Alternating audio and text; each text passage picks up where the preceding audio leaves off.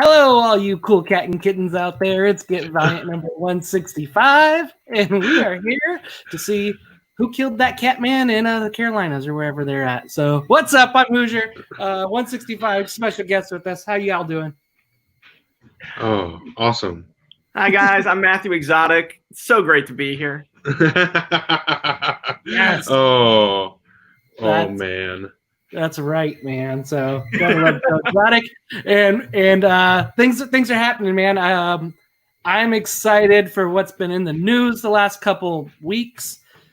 That way we can get rid of this, Tiger King conversation and move forward with comic books. I'm not gonna lie. I could talk Tiger King pretty much all night. I became absolutely addicted to that show. This show has just now been called Get Exotic, so let's talk. All right. Oh, so, no. Carol, killer or just cat enthusiast? Oh, killer. No way. No way. Dude, they've She did actually not do deemed that those wills were fraud. They were not Really? signatures. Yes. I've not heard that. I heard an interview with the sheriff of her town, and they did say that they were getting so many more tips in because of the show and everything, but that they don't think Carol was involved, that they think he was like running away because of money issues. But I don't know. Yeah, kind of interestingly enough. I mean, you listen to his assistant who basically said there's no way on that, right? So she was with him for a long time. You know, we could get we can get in the weeds here. We can totally get in the weeds here. Personally, I just want a 7-part Netflix series about like every character they introduced in there. I could just watch that for weeks and weeks and weeks. Yeah. Yeah. Almost There's as long material as I there. could read Valiant Comics without stopping. Almost as much. It would be great. So I cannot wait to be reading new Valiant Comics personally. 1 week away, baby. 1 week away. We've got That's it it. coming up. yeah. Hey, Dom. Yeah. So we got some awesome people in the chat already. Appreciate it, guys. So keep throwing up in the chat. And yes, sadly, Scott Bloom, no Josh. Life happens. So hope he is all good, and he'll be on next week. He said so. No, they brought me in here as the replacement, Scotty. Just I'm the temp hitter. I'm the DH. That's all. Oh, no, we're definitely stoked to have you back on and get to talk about new stuff coming, the direction things are going. Yeah. And I am here to answer any and all questions. No holds barred. No prisoners taken. Hit me what you need. Hey, Brian. Hey, Greg. Good to see you guys. A lot of good people. Anthony. Love seeing all the faces, the familiar faces in here. That's right. Yeah, absolutely. So next week, we got Dr. Tomorrow 3 coming back on sale June 24th. Really excited to start it back up. So yes, that has been a great book. So, I've loved the first 2-3 issues, and happy that we got the review copy in. Everybody's going to enjoy it. I had to reread number 1 and number 2 again, and it is so fun. So it is, and that's one of the things I love about it, right? Because one of the things that we talked about last time I was on here is just like how many different, types of stories that Valiant has been working on telling, right? And Dr. Tomorrow really hits this very like aspirational, almost all ages kind of inspiring superhero story. It has a little bit of like that throwback, that kind of like Silver Age sensibility, but it's still modern. And I just always loved the idea of this kid who was being like introduced to himself, who was a hero, and the responsibility that it puts on you. And I remember when I got to read the pitch from Alejandro on there, I just immediately resonated with that idea of like, well, what would I do? Like if I were Bart as a kid, first of all, I'm not a baseball star. I was not an athlete in any way, shape, or form. So I couldn't relate on that level. But it was that idea of like, wow, if the hero worship was almost for your future self, and that's what you have to live up to, what does that do to you now? What kind of pressure does that put on you? And how does that affect you going forward? It's really interesting and fun. And Jim Toe's just been killing it with the artwork there. I actually just adore his style for this. It's the perfect marriage of artist to content. he's nailed all of the characters, and that's the other great thing about this is that we're seeing other characters. This is giving us that connected universe feeling that I think a lot of Valiant fans want to see. No, absolutely. And that was one of the appeals for the series too, was like, first of all, that fake out in issue 1 is just I love. And then when they reveal like there's Neela at the end of issue 1, I was like, oh my God, this is perfect. Like I've been missing Neela forever and ever and ever, and trying to figure out, she's such a great character. Where do you put her? How do you bring her back into the fold? And it's just such a wonderful way. And another character who's dealt with kind of understanding what her future self would be, right? And what the dangers of that is. And so just she mirrored that journey really, really well as kind of a cameo in there. So it's a really smartly done series to kind of expand the universe in a way that is, quite frankly, like new reader friendly, that has a very like welcoming tone to it. It's very accessible in a lot of ways. Yeah, it's done very smart. I mean, not to spoil 3. I feel like they get into a little bit like the Milgram experiment of psychology a little bit, and I like seeing that and that piece. So I think it's going to be an interesting ride, like you said. And we had Alejandro on, and that was awesome. And we're hoping maybe. I feel like it's been well received by fans. It has been well received by fans. We'll see. We'll see how it keeps going. Issue 3. Actually, the orders on issue 3. I'll being the vice president of sales and marketing. The orders for issue 3 were actually higher than number 2, which is always a hell of a sign. And then from that standpoint, you see how everything goes over the next couple months. And, you have ideas planned for the character and where they could go in there, and you start seeing what holes you can fill. So, yeah, I mean, the response has been tremendous. Let's see how it keeps up. Dude, that's awesome. Yeah. I think we're in for that. Yeah, I'm very, very excited to see where it goes. Haven't had the opportunity to check out that issue 3. Don't want to spoil anything. It's massive. Like if you this is the time to get caught up. If you've not been reading 1 and 2, you need to read 1 and 2 and into 3. Right. Yeah, and I mean it's like I said, I know what you're saying, that it is expanding the Valiant universe, and it is, but really to me, like I feel like this is a story that brings the universe closer together. Sure. But it's also like it's doing both perfectly well, because it's bringing characters together in what feels like an organic way. We're getting to see these characters interact. And then at the same time, we're getting this brand new mythology brought into the Valiant universe. So it's mirroring those two things. And that's what's exciting about it to me. And yeah, I can't wait to see where we go with it. And what issue 4 holds after everybody gets to read number 3 and we finally get to review a comic and talk about it. Get ready. Yep. And everybody we had that we've talked about, Dr. Tomorrow's talked about curveballs each issue, and I think that we're not going to be disappointed with that. Nope.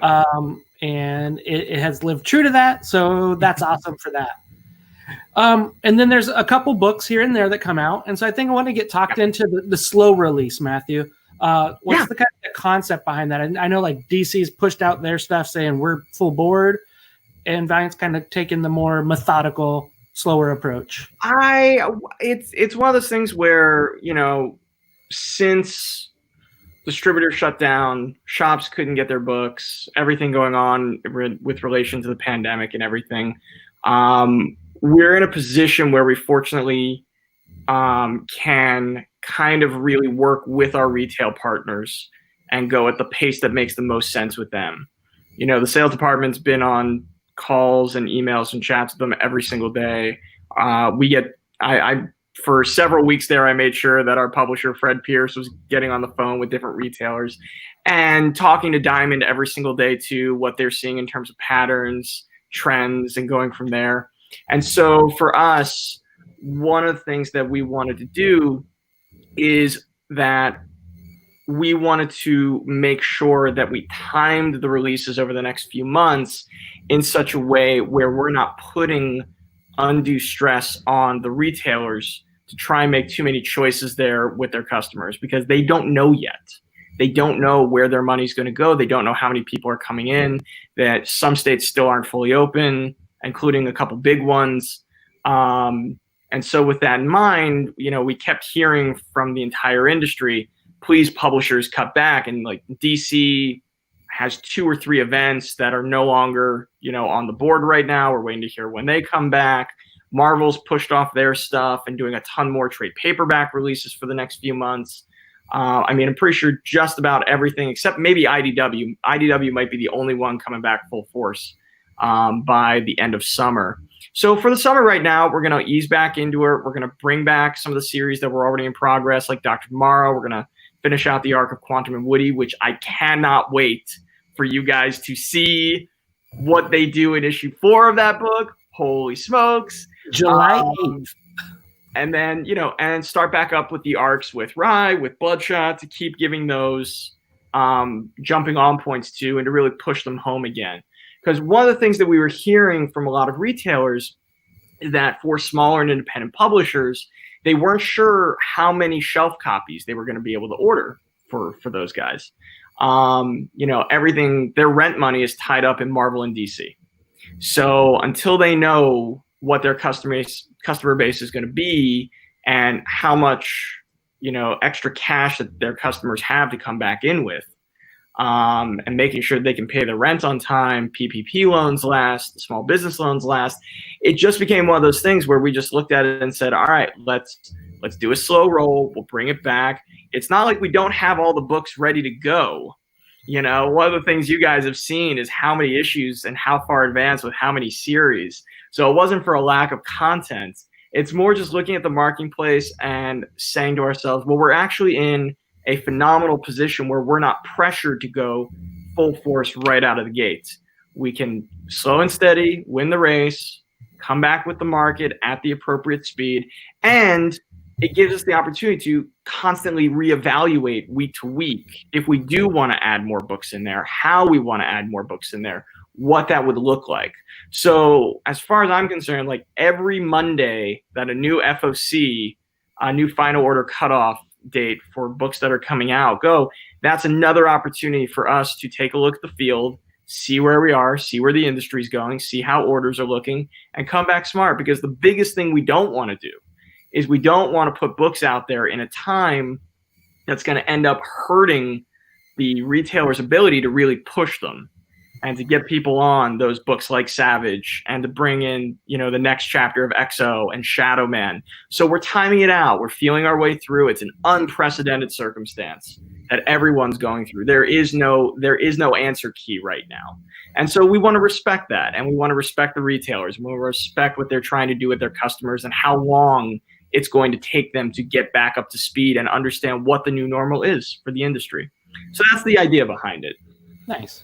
Yeah, and that makes sense. I know my local favorite store, actually said that they're going to be closing down. So tear went down my face, and they were big supporters of Valiant. So that makes sense. What was the store? Comics Dungeon. So in Seattle. Oh my gosh, I love Scott and Chris and John over there, and they are. Every year I would go to Emerald City and I would find a reason to go to that shop. We would ship stuff to them this year. What? That's who Valiant was sharing a booth with at Emerald City. We were sharing a booth with them this year. I think they actually did get some of the copies of the Final Witness Emerald City edition. Ooh, I gotta ask Scott. They are just such an amazing operation, and they were so community oriented, and I loved just being in that shop, let alone dealing with those people. And it's a real loss to the community. Yeah. So I'm sorry to hear that. Sucks. Yeah. We got somebody in the chat, and he's actually putting other people's questions out and making sure we get to them. Just before everything happened, a great character that we may have heard of, Exo Manowar, was re-released. And number 2 sitting in the helm waiting. So what's the plan on getting that? Is there gonna? I would think maybe jumping out number 1 again, pushing a number 1 again, or what's your guys' plan to get Exo out? A bit of that. So one of the things that we're going to do is, because Exo has been, sitting in people in shops kind of backstock right now for a few months. Again, it's one of those things where you want to make sure that the series as a whole, not just issue 2, but issue 2 and beyond that, right? You want to make sure that they have the best possible chance for success that they can, because you always want to be aware of the attrition drop, which is inevitable in comics. So for us, we want to make sure that the marketplace is ready for us to do it, and we can treat it again a bit like coming back with a number 1. We'll offer more copies for Diamond to have for the retailers with number 1 to go in with number 2. We're actually talking to retailers right now who are doing exclusive covers for number 2 that wouldn't have happened before. So it's one of those things where we're timing it out for the fall of where it's going to go in there, and then how we're going to push it like it's a number 1 on some level for the retailers, so that they can make sure that they take their stock, they have access to number 1s again, and they can kind of push them simultaneously. So that's the theory right now. That's how we're looking. So I would say you're going to find XO probably early fall on this right now. Awesome. There you go, Anthony. We got your answer, and I think many others had that question too. Is everybody was excited to have? I hope that didn't get me in trouble with Greg. We'll see. Hey, he was the one that put the question out there. I mean, come on. Yeah. I know. I think it's on the one hand we want to know the specific dates, but on the other hand, I think it makes sense that you guys are playing it by ear, and letting the kind of market dictate what. Yeah, I mean, what actually makes sense. The thing about it is, and this is the blessing and the curse of the size of our publishing line. When you're roughly about 6 books a month, you're not a market leader. You're not coming out with 50 to 90 to 120 titles. So I can't dictate where the market goes for Valiant. We have to be a little patient there. We have to see how the market settles out. It's frustrating because we know how good the books are and we're ready to go and we've got them done. But at the same point in time, you also always keep in mind the fact that you're not looking at short term, you're looking at the long term. I'm not looking at 3 months from now, I'm looking at 3 years from now. That's the key. That's the perspective we always try to keep in mind. That's awesome. I mean, it's good to hear that you're thinking that far. I beg all of your patience, but I promise, 1, the books are coming. 2, they will be well worth the wait. And 3, it is all about positioning them in such a way that they can have the best opportunity for success. Absolutely. I mean, that sounds good to me, honestly. I mean, as long as crappy to me. I want all the books now. I know, right? But knowing that that's the approach that's being taken, right? Like, and I don't know. This is one of the things that I personally love about Valiant. Thank you so much for, taking your time to come and answer these questions for us. So I'll be on every week if you want me, by all means. I'm here in Texas riding out the pandemic, so like anytime I'll come into this weird room and jump on it here with you. By all means, I could use the distraction. There it is. Well, we really appreciate it. So we'll be running out with Dr. Tomorrow. It looks like on the release, some Quantum and Woody closing up. And then we're going to get the first book of Rye coming out, and then, a little Bloodshot and Rye again. So still coming out with some of the big staples right now. I say still. Absolutely. And again, that's the plan, right? One of the things too that we heard from the retailers is that as the time is going on, what kind of books are they looking at for us? Do they want brand new IP, which is always considered from a retailer standpoint, it's a bit of a risk because it's unproven. They don't have an order history on it. It can be a little tricky. Do they want the more recognized characters that have a bit of an ordering history, that have built-in fan base, that have built-in subs? And so that's what they said they wanted. They said they wanted the Rise, they wanted the XOs, they wanted the Bloodshots. And so those are going to be the big priorities coming out first of the gate, in addition to kind of testing the waters with Dr. Tomorrow, again, finishing out that first arc of Quantum and Woody and easing back in. And the beauty with Bloodshot is we have the fully loaded edition, which is technically the start of the arc. Have you guys seen about the fully loaded edition? I think we read it a while back. So it's issue 7, which is the long shot part 1. But what it is that it is we added 8 bonus pages of content to it that's been unreleased so far.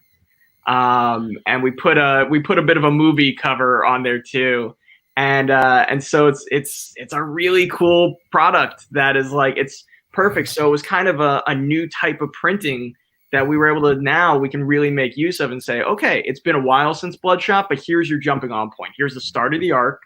Come on board here. We're giving you another access point because it's been a while. And yeah, we're really excited for all the extra content. Same price, more content. Oh, that's great. That's awesome. And I do like putting that movie poster cover on it. Sure. And saying like, if you thought that he was cool in the movie at all, come and read the comic. Come and read the comics. Absolutely. It's totally badass. There's a lot of people. There's a lot of people been watching Bloodshot at home. I'm looking at those VOD charts. So. Yeah, and so we had done a Bloodshot review, and we had talked about like one thing this was me, is I'm sad that we didn't get to really get a good picture of what the movie does for comics because of everything that happened right around it, right? Mm-hmm. I know as a fan and as wanting to push Valiant's brand myself, that is, oh great, the movie's going to get more readers, we're going to get more traction, there's more stuff's going to come out with it, and then damn you, COVID. Well, the good news is that I can tell you this, that we were starting to see an uptick on Bloodshot orders from this, which was great. Like Bloodshot Zero did really nicely.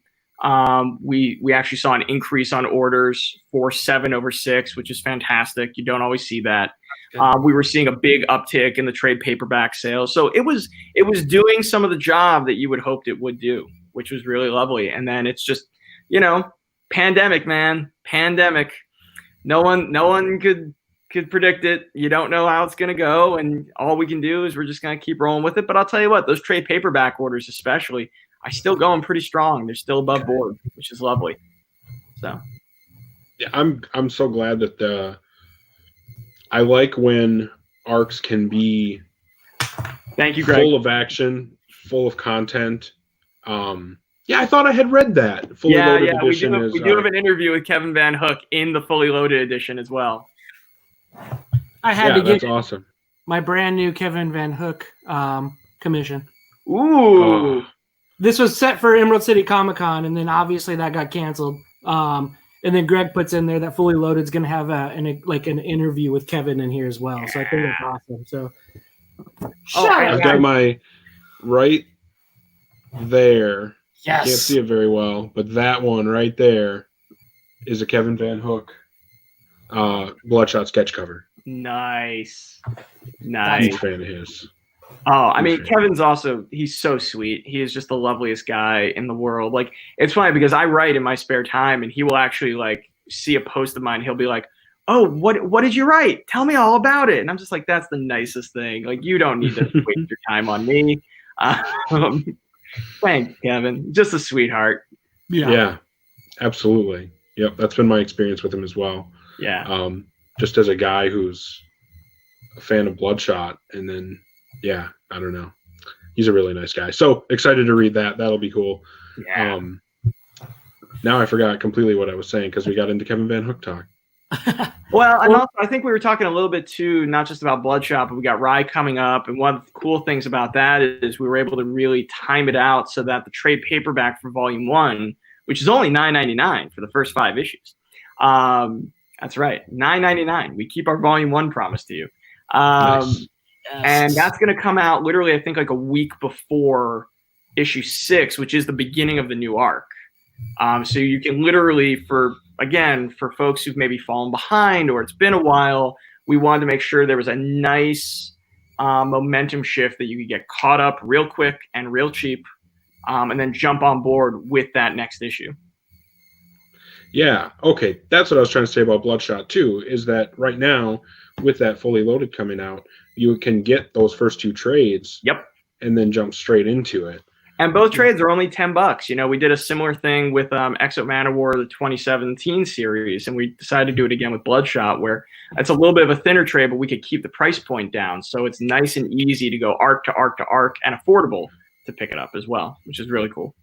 Yes. And those stories are good when they're quicker arcs because they get in, they get out, right? It's action and it fits to what Bloodshot is. It's it is that. I mean, it gets to the in depth to a degree, but it is the action, and that's what the fans that I've known to love Bloodshot have come to like. It's a thrill ride, man. It's an absolute thrill ride, and it doesn't stop. Which is and it makes so much sense to make it the shorter arcs. Yeah, why not? When we talked to Tim about it, my understanding from Lisa Hawkins, who's the editor on the book, like we approached him about the idea, and he was just all gung ho. He was like, "Absolutely, let's do this." It's a tight 3-act structure. Act 1, Act 2, Act 3, boom, moving on. Act 1, Act 2, Act 3, boom, moving on. And it's got the feel of like there's no fat on that book. There is no fat. It's all just lean meat coming at you. Yeah, which is exactly what Bloodshot needs to be. Absolutely. It's the meat and potatoes you want. The other book coming back, I think a lot of people have been saying Rye has been, as much as I love Bloodshot, Rye has been probably the number one book coming from Valiant. It's I think that issue number 2 was one of my favorite single issues of all time. I mean, wow, it's been an amazing book. That was the like the evil Siri kind of one, right? With the house. The most interesting villain, and but yet so formidable. It was great. The way that it was it was written amazing. It was, and of course, I mean, the art on it, phenomenal. So very excited to see that book come back as well. I mean, Juan Jose Rip's art on there has been absolutely incredible. We're so proud to keep with him through the majority of Arc 2, and I'm hoping we can still find a way to have him on that very, very, very last issue of the arc as well. But still a little bit of the jury out on that, just because the schedules of how they've worked out. But it's possible. But yeah, I mean, I think it's probably the best artwork of Juan's career has been on this book, and I think the coloring from Andrew Dahlhaus on that thing is probably one of the best colored books I've seen in a long, long time, and a great reminder of how important coloring for artwork really can be in terms of storytelling. Yeah. And kudos to editorial. Like, they've been bringing it, like Jordi Belair on Dr. Mirage, did a freaking phenomenal job. Like, they've really stepped it up in the last year, in my opinion, as far as the colorist for the book. I remember talking about the last Dr. Mirage and spending a bunch of the conversation talking about the colors. Colors can really take a book to a new level, for sure. Really does. I can just stare at Dr. Mirage's pages for 20 minutes, like, and just look at all the different plays of color. Like, there's so much to look at. They're so engrossing. And again, like, Andrew does a great job with Rye on that as well. I love the structure of this series. I love how the first arc was very kind of like each chapter is almost standalone with a different type of villain and a different type of apocalypse. And then the second arc is really going to kind of build towards this like epic confrontation as well. So it's a very cool structured series. And I think it's good to announce that Get Valiant will be having Dan Abnett on Saturday, June 27th at 1 p.m. Eastern time. So June 7th, it's a Saturday, 1 p.m. Eastern. Whatever, do your math on Google what 1 p.m. Eastern is, where you're local at. So pumped to have him. He is brilliant. I mean, you are talking to a true visionary when you get to talk story with Dan. It's really, really, really exciting to see what he does here. So, no, that's great. Yeah, he has been nothing but a delight from the marketing side, especially. Like, he is like, how many interviews do you want me to do? How fast do you need responses to it? What kind of quotes do you need? Like, he is a joy to work with from this side of the table. A professional, in fact. So that's awesome. And one guy keeps posting on here. He's curious once again. What's the future plans for The Final Witness and The Visitor? Because The Visitor was left midway. So. The Visitor was left midway. It's a Visitor and Final Witness. Similar to how we're looking at XO2. we're gauging a bit of the marketplace and how many books at one time and where those are going to come in. So they're on their way. There are plans for them. I was actually just talking about Final Witness today in terms of our pub plan. So very timely, Don. I personally, like, I think I told you guys this on the last one, like the Final Witness may end up being like my personal favorite book of the year from Valiant, because it is everything I ever want to read in one book. So we're looking for the best home for it in the pub plan. So they're on their way. Stay tuned for more announcements. But yeah, I was literally having the conversation again about where we're putting it today. Yeah. So. And so is Valiant, are you guys still, I know there was like a pencils down order. Is pencils back up and you're getting more set in the pipeline now? Yeah, pencils are back up. For the majority of the books that were on there, but like Rye, Bloodshot, Exo, Shadow Man. I almost said a book that isn't announced yet. I heard an A. I'm thinking Archer and Armstrong. I can tell based on your shirt. But I love that shirt. I love that design. So yeah, no, it was one of those things where we found ourselves in that position where the news got out about where we had to put the pencils down once we saw where Diamond was going with their distributing issues. And so, but we were also pencils back up. I think they've been back up for almost a month now. It's been some time. So, nice. So yeah, we're rocking and rolling right now. You know, not every book is running at the same speed as they necessarily were before, but that's okay. We've got more time now. We can also take into account creators as other projects are coming up and working with schedules so that no one gets in jeopardy as much as we can. So. Oh, that's great. Because I know there have been things that were left in the wings were Savage, right? Shadow Man announced with Cullen Bunn. Still the teasers of Ninjak, still the teasers of Harbinger. I've never heard of them. What do you I can't imagine that there might be teasers in Dr. Tomorrow #3 next week either. I can't imagine why there would be. Never know. But that makes your job pretty fun, I would assume, knowing that stuff's, Well, it's one of those things where, like, if life were fair and the world could go back to normal tomorrow, then I could tell you about the next 7 launches that we've got coming, right? Unfortunately, with the world the way it is, we've got to be a little bit more patient, and we got to space it out, and again, make sure that those books find a home at the best time that's going to give them the best chance for success humanly possible.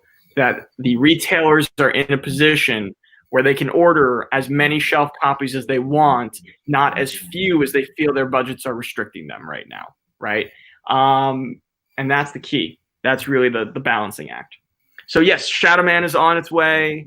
Pencils have been back up on Shadow Man. Savage is on its way. Final Witness is on its way. We just haven't announced yet.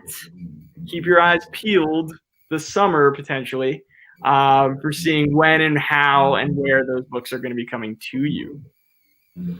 So I guess that brings up the question: is there any chance that the schedule we've seen so far could be revised, or is that set in stone and new books will come later? I would argue that right now, probably the schedule through August is pretty set. We're gonna leave it where it is.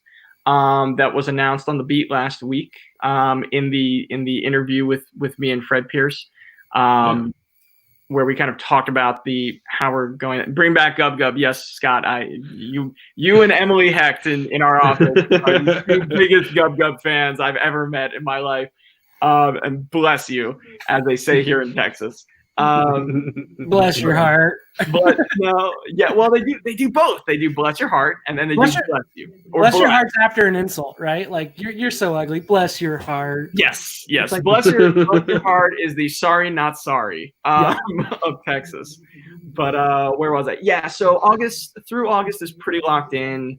We're gonna take it a little bit more, as it goes as we get into the fall and where those books fall into the schedule, so to speak. So stay tuned. We should be announcing September sooner than later. Give me something of Ninjak, Eduardo. Pick up Dr. Tomorrow #3 next week. That's where I'll give you something of Ninjak. Oh man. There's my challenge. Question asked, question answered, right there. Ooh. Boom. Ooh. Well, now we know we got to get that issue. You really should get that issue. I go if you want another tease for Ninjak and Harbinger, go pick up Dr. Tomorrow 3 next week. That's awesome. Yeah. Okay, so one question that had come up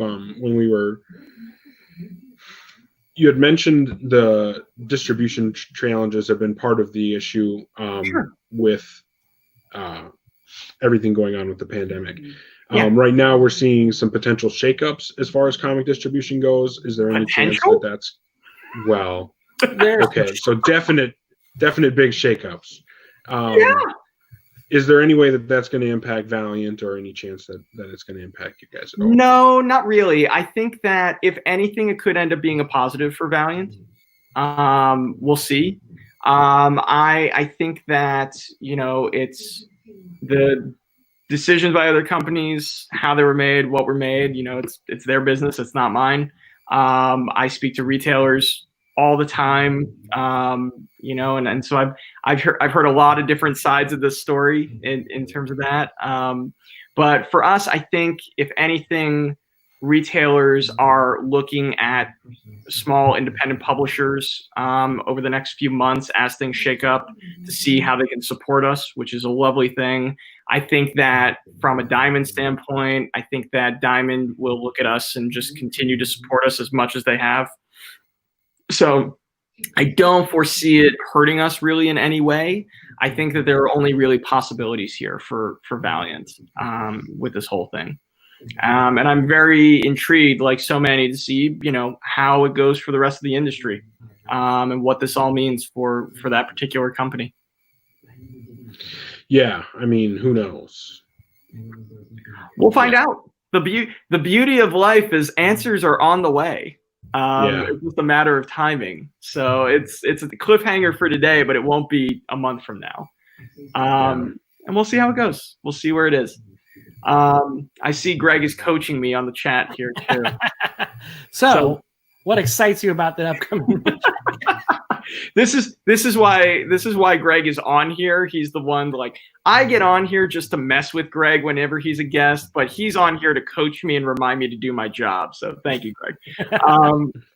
No, what I love about Ninjak is that this is a Ninjak unlike anything you've seen before. I am so massively excited by the creative team and by the energy that they're bringing to this character. And to your guys' point, similar to how the pacing for Bloodshot and what they're doing in there, I think you're going to see this really high octane spy thriller for Ninjak. And I think you're going to see Ninjak when we bring him back in a place that he's never really been before, with a kind of chip on his shoulder and something to prove in a way that you don't generally see from Colin King. Colin King always has stuff in hand. He can react to anything. He doesn't sweat. And here you see him with a real drive. And maybe that drive is I'm the best at killing people. Maybe that drive is I'm the best spy in the world. But you're going to see a very, very, very driven Ninjak.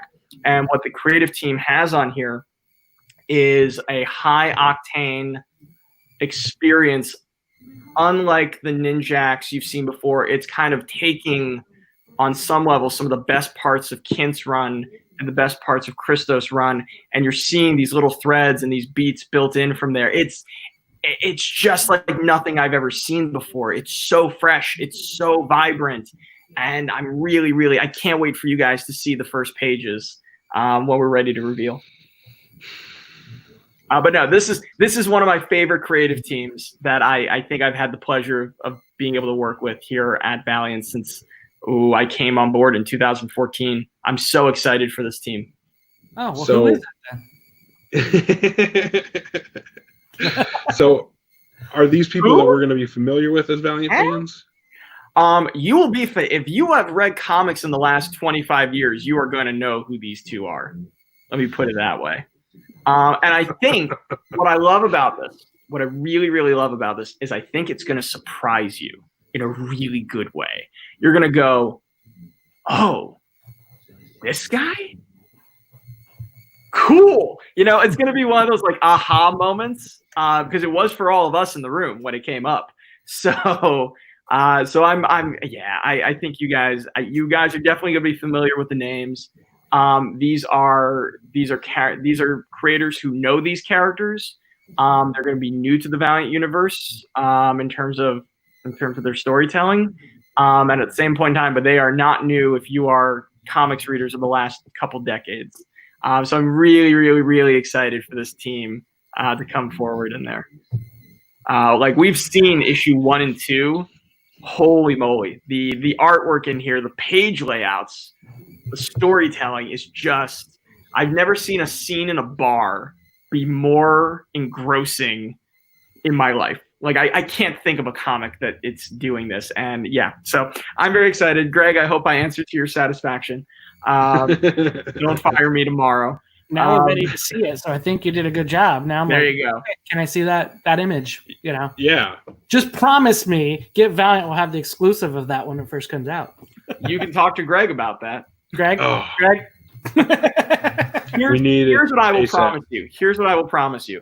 I will be happy to come back on and talk about all the things I couldn't talk about just now when it's ready. That's awesome. Fair we enough. will have that. We'll have that. There you go. And maybe I'll bring an exclusive page with me. Just a panel works too, you know. But yeah, I think we could arrange something like that. Okay. Greg, make a note. Get out your pen. You know, the 20 people on that watch, you know, we'll enjoy it a lot. Yes. But yeah, that's exciting, man. Ninjak's coming out, you know, or eventually, right? We know eventually, and wishful thinking and positive thinking usually prevents you from, you know, living a depressed life, thinking that something will eventually turn around. And so I'm excited that there is news, that there is images of Ninjak. Even if I can't see them, they're done.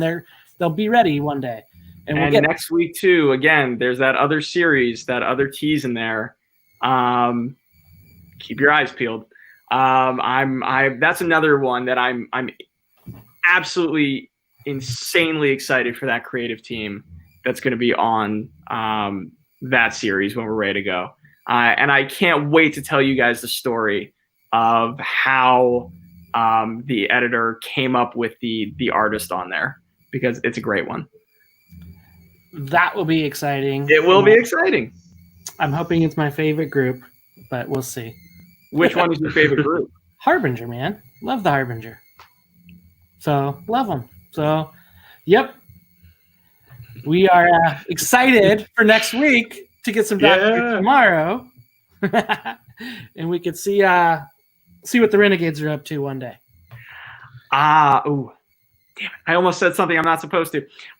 Yes, I'm very excited for you guys to see this tease, and I'm excited for you guys to talk more with you when the time is right. For what we got working. Because issue 1's great. Well, man. Yeah, I mean, we can't wait to see whatever is coming. And again, you know, like I said, I mean, just the fact that new books are coming at all, you know, I mean, we've been waiting for so long. I know, you and me both, all of us, we're in it together. I can't wait. Yeah. I'm hoping I can get to a shop next Wednesday, be in there, and actually, like, I've barely ventured from this house I'm in for 12 weeks. So I'm hoping, like, I'll wear my mask, I'll be ready to go and go into a shop and buy some comics. And I can't speak enough to everybody. Like, when you get the chance, go out and support these businesses. It's needed. We need to keep it open. We need to, you know what I mean? And so that's giving them business.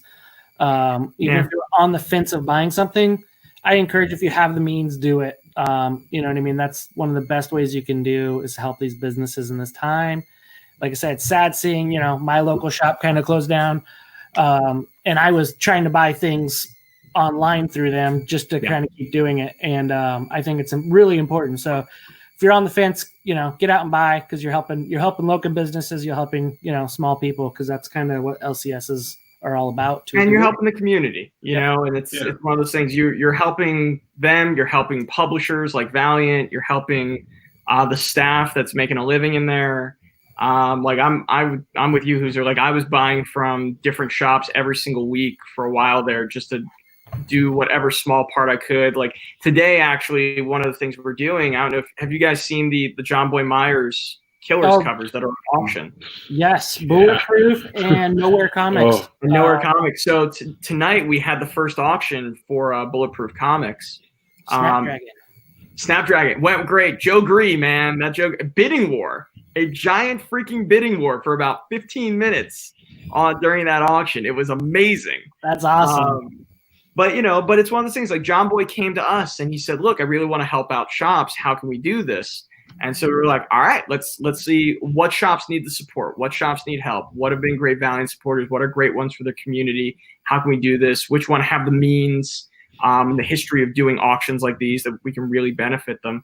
So you're gonna see every Killers cover art that I'm aware of, issues 1 through 5, are going to be in auctions like this to help support the shops themselves. And John Boy was incredibly generous to do that. He's throwing in signed books as well. He will ship them directly to the winners. Again, Bulletproof was tonight, and we're doing Nowhere Comics right now. They're going for a couple weeks. Instead of a live auction, they're doing through social media, Facebook, Twitter, Instagram. So there are 20 different ways to try and enter in right now. You've got the time, and you're going to see the other covers pop up over the next month in other shops as well. And it was one more thing, like how can we help facilitate some help to some shops out there? This is one more way. We're even sending care packages to shops.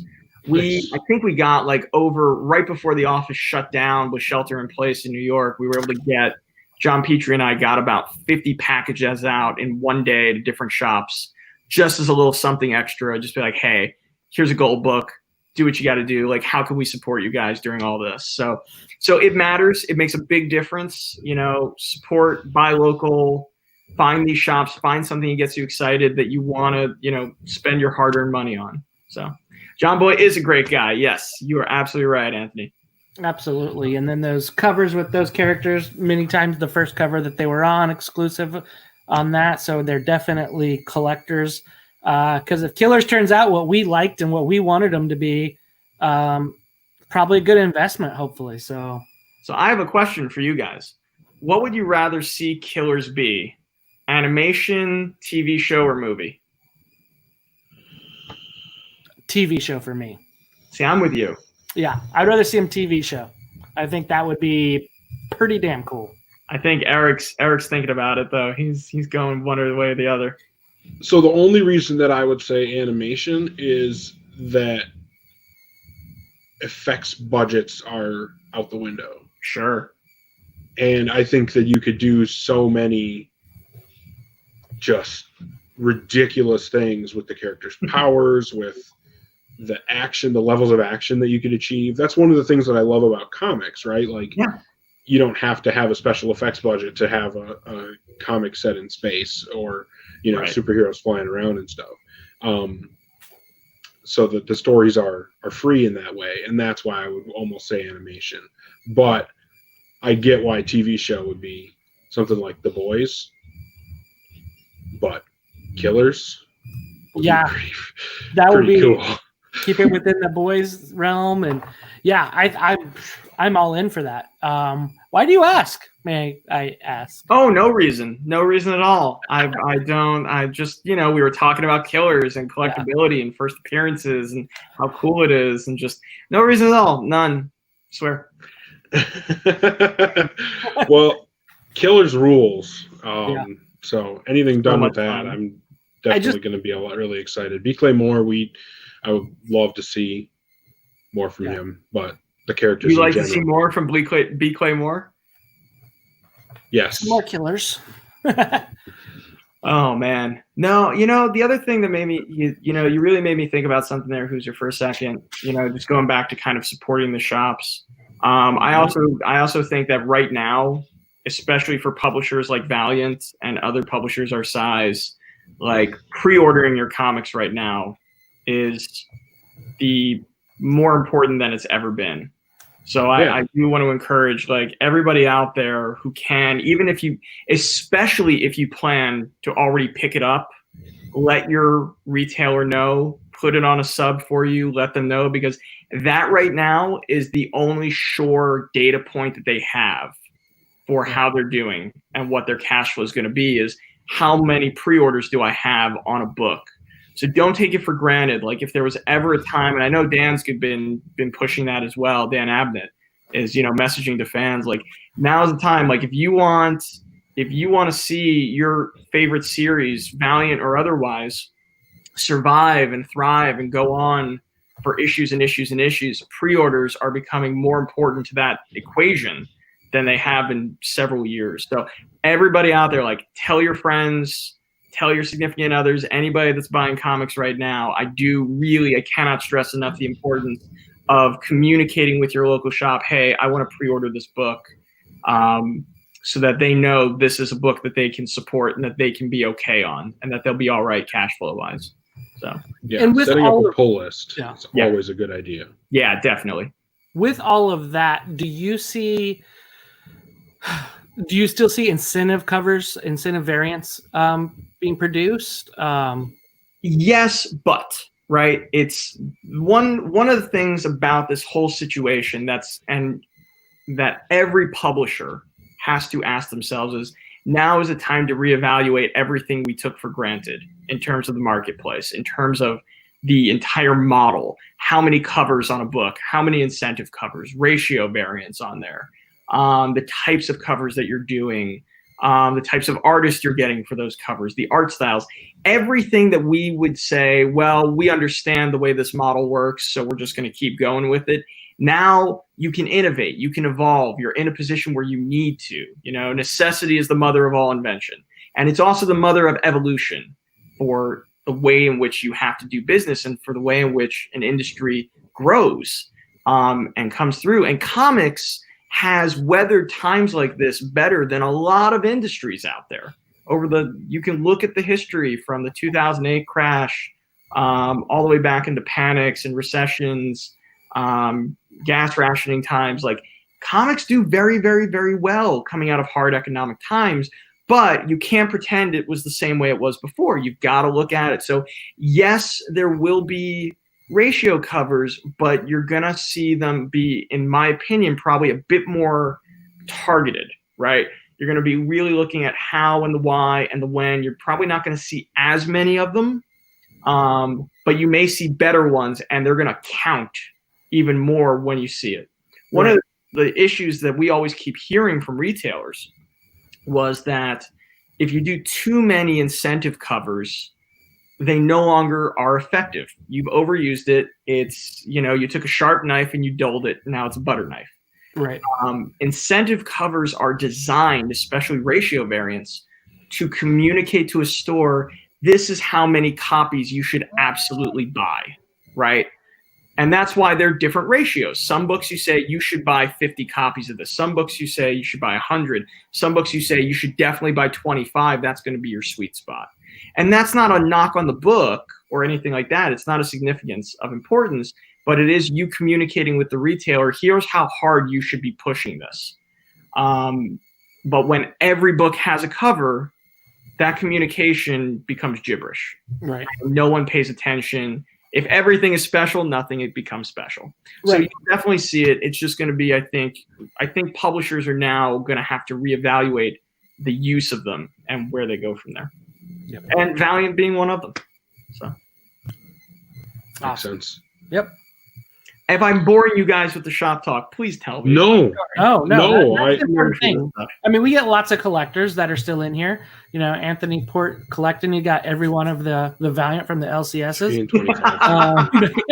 He's throwing out everything. But yeah, we got people that collect here, and it's important, right? And if you do have the variants, and it is less going to be bought, it's important to buy if you are a collector right now to go out and get those variants and produce that, because there's going to be less of them. And we know that when something's more rare, it's more valuable.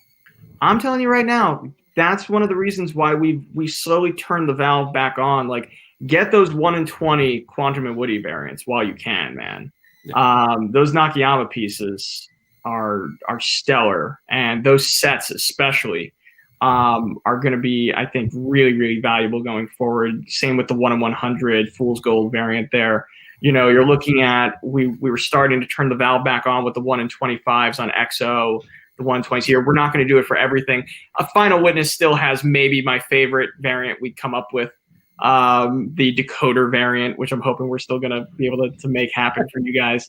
That has the clue in the actual cover once you get the decoder glass to do it with. So it's one of those things, like, you got to make them count. That's why, like, our 1/20s for Quantum and Woody are a set, right? The 1/25s, the Sword of Shanhara, are a set. They're meant to be collected together, so that you can collect them and they're cool on their own. But when you put them together, you have this really amazing set that you can display.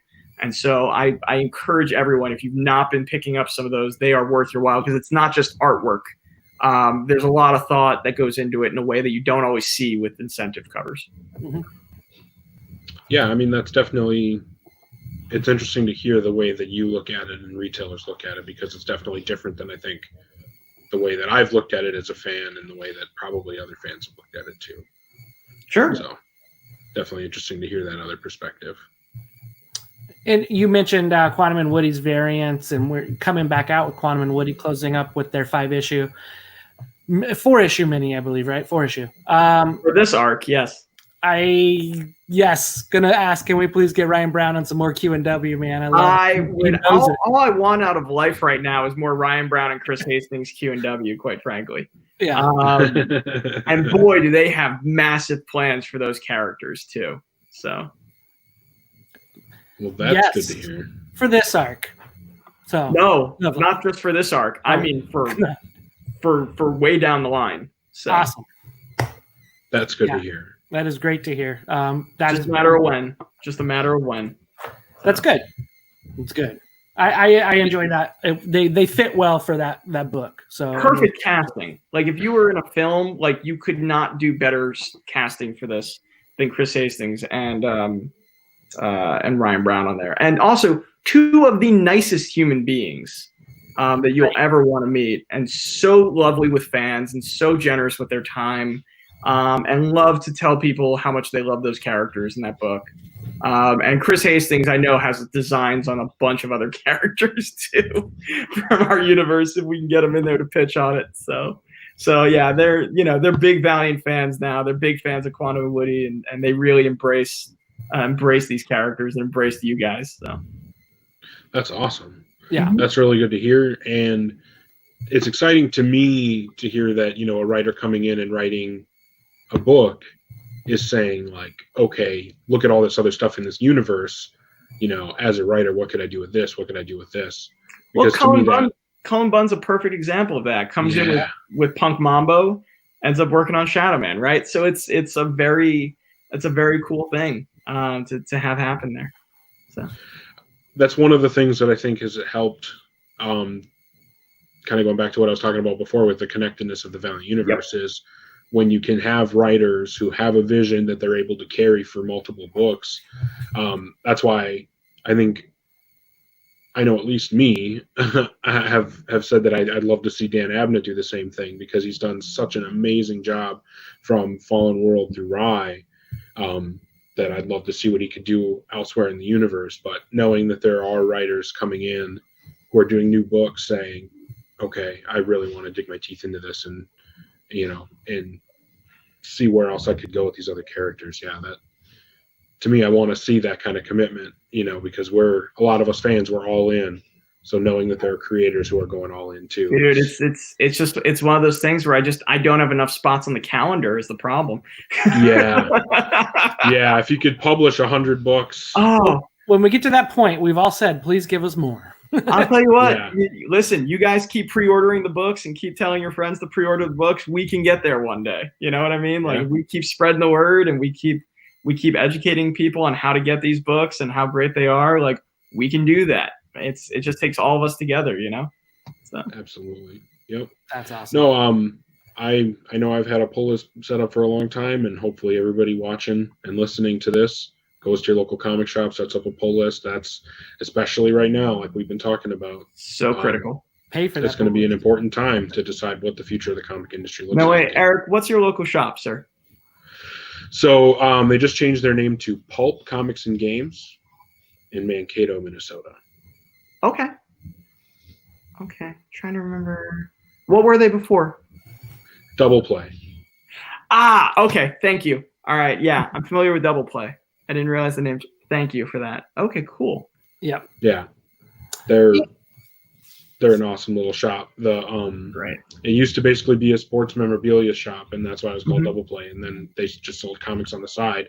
Yeah. New owner came in, really pumped up the comic side of it, and it's become an awesome shop. That's cool. Great. That's really, really cool.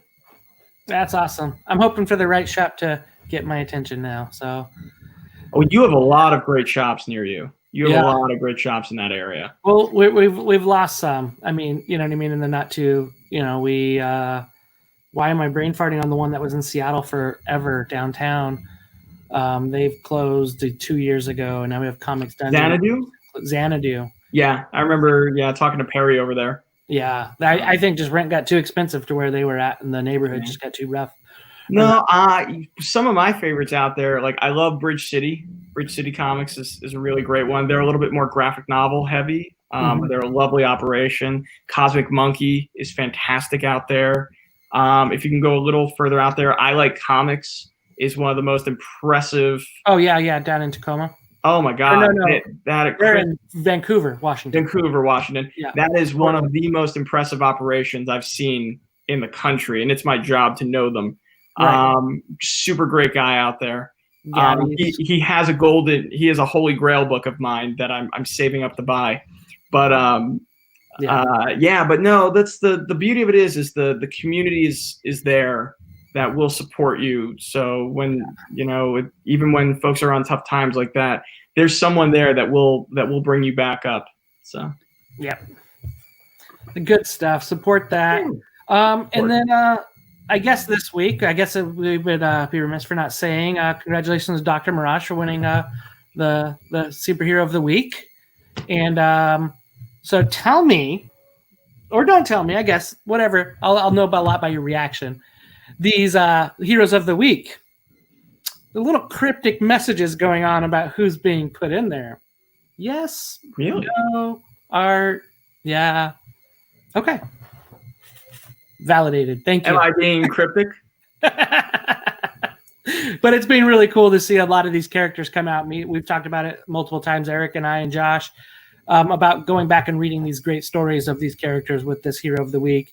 And then seeing kind of some of whether, what looks to be like some new art that's showing up here and there on those. Fantastic. It's one of those things. I all credit goes to Greg. Yes, I will say something nice about him and Emily Hecht, our digital marketing manager. Like the two of them came together, and we were thinking about, all right, we're not going to be able to have books out. A Unity Dark. You, Don, get out of my office. Get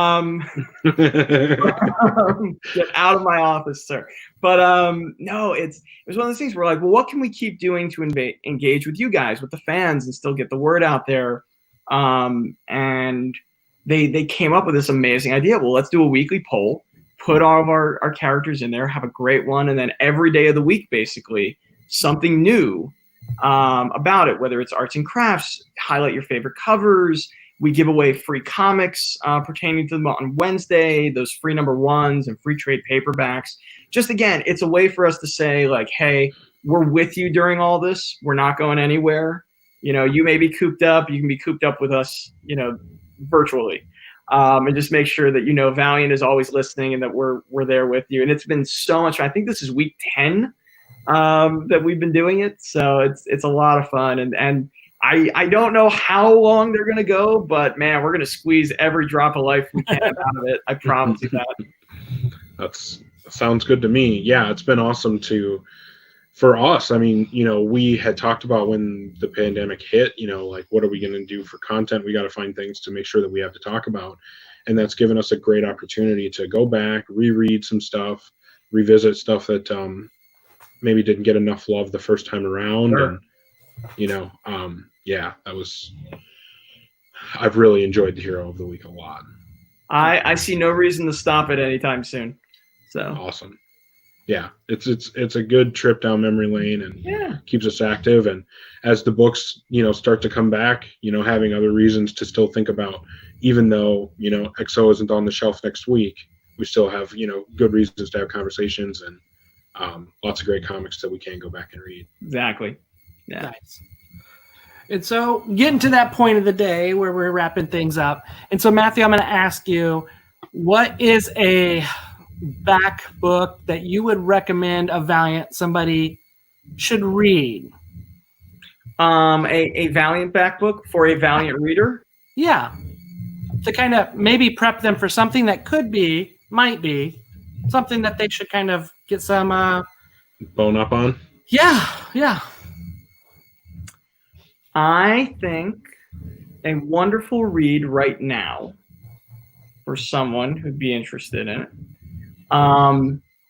is, I think that a great read would be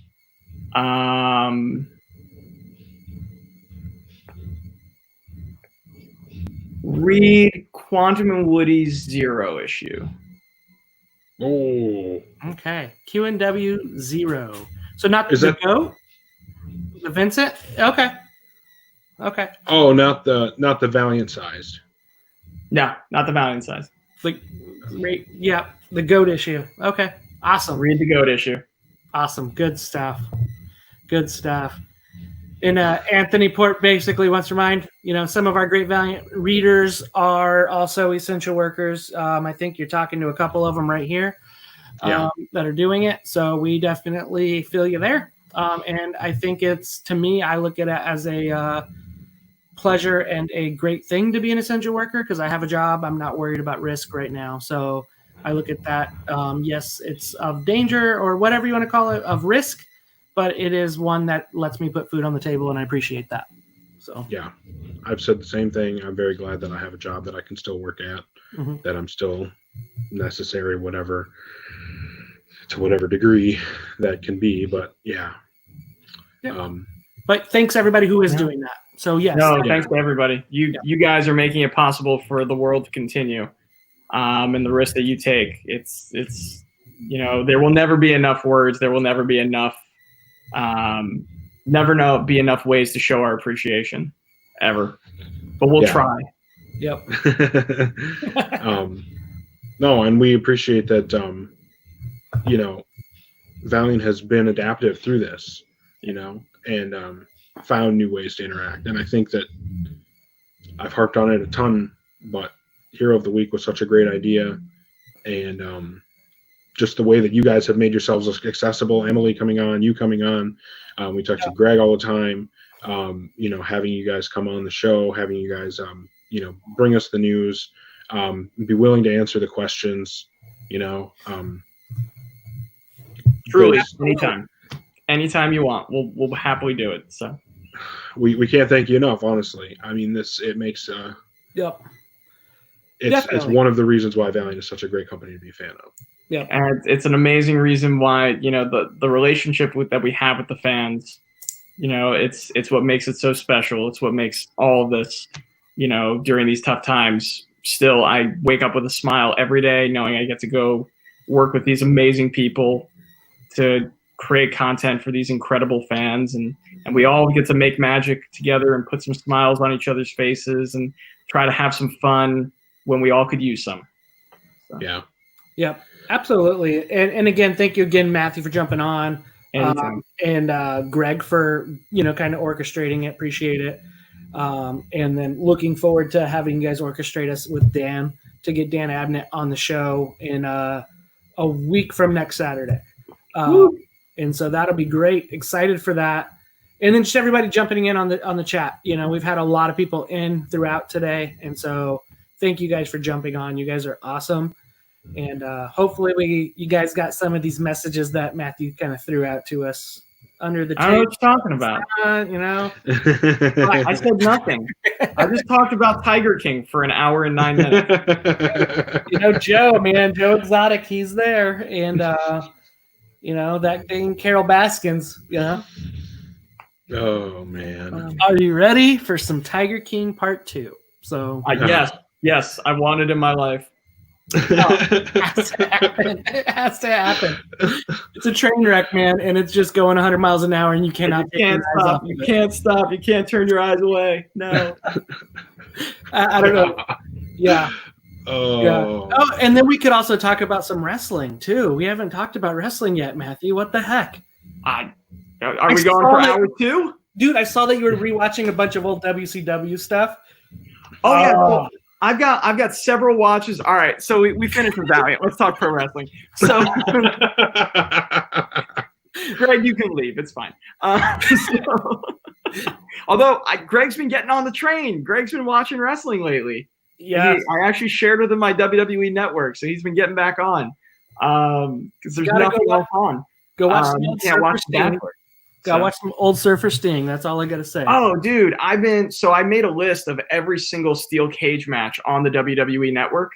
And so I've been going through it chronologically, but then of course, like you get into these like side quest sort of things. So it's like they announced NXT was doing In Your House. So I'm like, oh, well now I need to go back and rewatch every In Your House pay-per-view in order and going from there. So it's such a rabbit hole of my whole life for 30. I'm 33. I've been watching wrestling since I was about 2-3 years old. Yep. It just never really stopped. And I love it. I still love it. I can't wait to watch NXT when we're done here and catch up on it. Yeah. My great-grandfather, or my grandfather, he used to actually herd horses for the Funk Ranch. What? So, yeah. So with the Double Cross Ranch? Yep. Down in Amarillo, Texas, and Panhandle, Texas. So yep. So yeah, we were born into it. So love it a lot. And Greg does a great question. Which Valiant character would be the best pro wrestler? And what would their finishing move? I don't know what their finishing move is, but the Eternal Warrior already is. John Hennigan, John Morrison. He already is right. WWE. The king, the Prince of Parkour. Yes. Hey, ho ho.